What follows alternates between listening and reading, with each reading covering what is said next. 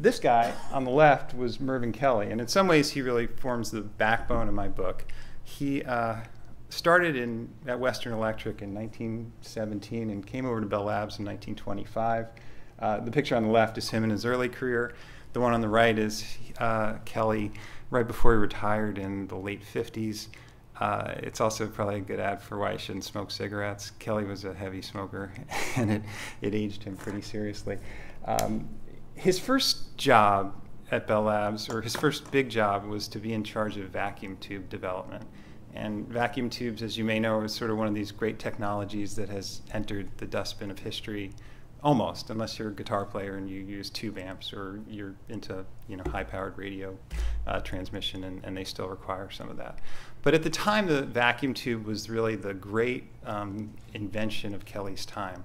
And what it did, as you may know, is it allowed telephone calls to actually travel across the country. Telephone signals were not digital at the time. They were traveling by waves. They are weak. They attenuate. The vacuum tubes, and in fact, this is the one Kelly worked on for years and years, called the 101D, was also called the repeater tube.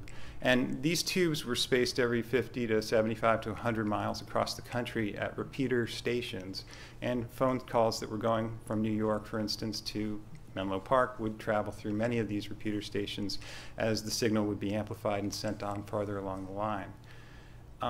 Kelly was really good at his job. He ran the vacuum tube shop, and it gave him sort of a deep appreciation of a kind of incremental innovation, I guess you might say. He worked on getting costs down and the life of these things up. I think he brought the hours that they could run from something like 1,000 hours to 80,000 hours, which was a phenomenal achievement, and obviously the economics of that were tremendous as well.